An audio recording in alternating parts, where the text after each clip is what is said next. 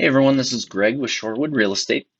I'm sure you're hearing a lot in the news and maybe from other folks around town that we're getting lots of tax increases on our property taxes.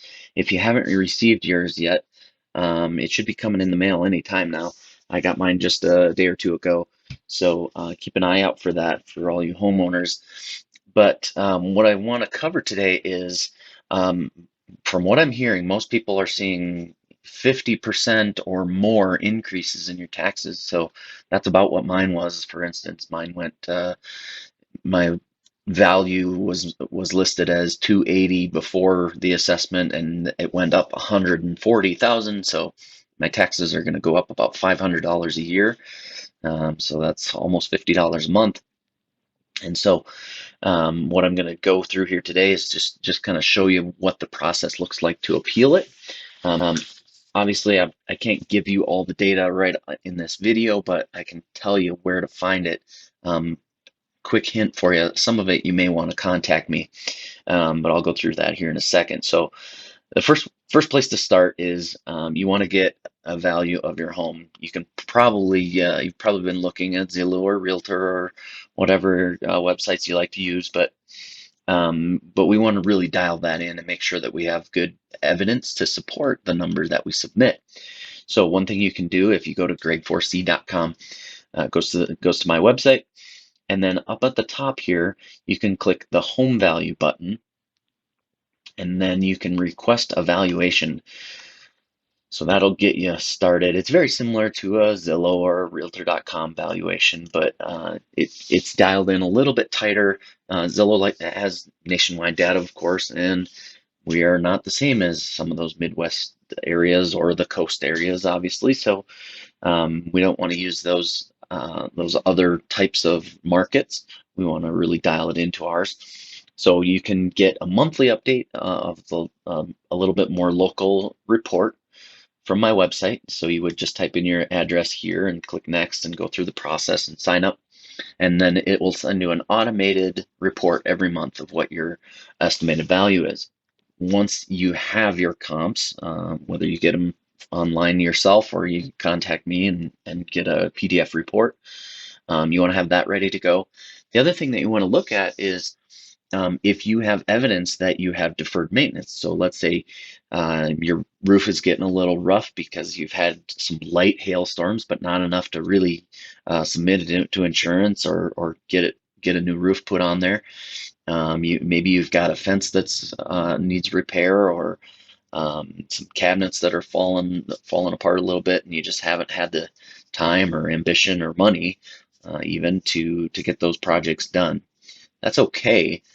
We just want to get evidence of it. So if you go in there, you take some pictures maybe of some of those things that are needing some repair. And then also if you have time and can get the contractors in there, actually getting bids for some of those projects. So if let's say it is your roof, go get a roofing contractor, have them come and take a look at your house and give an estimate and kind of give a report on what the condition is to show that you do have some work that needs to be done. It's not a fully updated house that just sold, because that's the data that we're using for our numbers. We're using fully updated houses in a lot of cases. Obviously, not all of these homes are fully updated, but hopefully, if they're putting them on the market, they're pretty much updated and ready to go. They're getting new roofs and all those things as part of inspections and so on and so forth.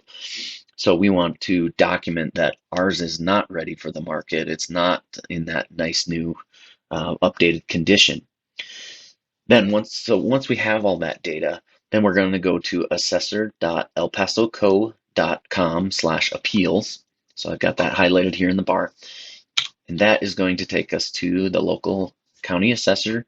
If you're not in El Paso County or not in Colorado for that matter, you'll want to find out what your local process is.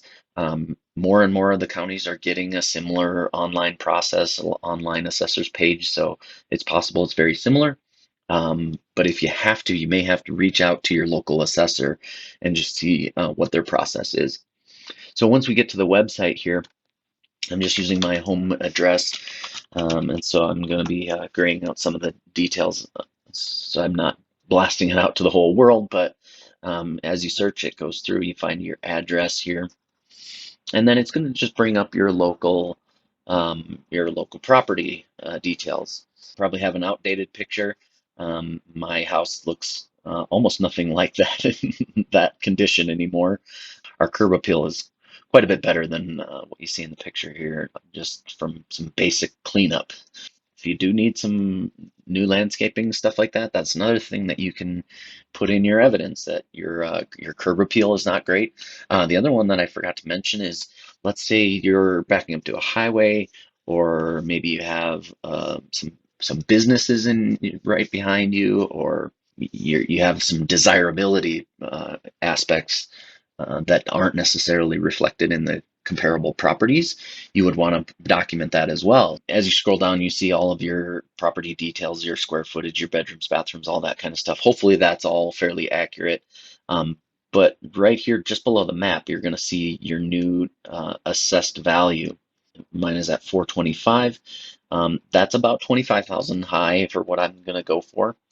I'm going to try and get mine down to 400. So what you do is, once you have all your homework done, your pictures and your PDFs and Word documents and all that kind of stuff, we're going to go into this appeals button right below the map. And that's going to bring us into this appeals process for our property. So you can see, again, we get a basic summary, tells you, kind of verifies that you're the property owner, all that kind of stuff. Here they have a comparables tool. We don't want to use that, but we're going to get into the appeals page first. So we file an appeal, tells you this process is what you're going to do, blah blah blah. You can keep that number that was there just so you have it, but we're going to move on. So yep, we're owner. It's our names here. If you have a property address that's different from your mailing address, you can check that box. So maybe it's a rental or whatever. But then you're going to put your phone number in so that they have your contact info, and then you're going to put in your email address as well. And you have to put it in twice, and I'm going to cheat, just copy and paste. Click next. Okay, here is where we're getting into the details. So they have 425. I want to shoot for 400.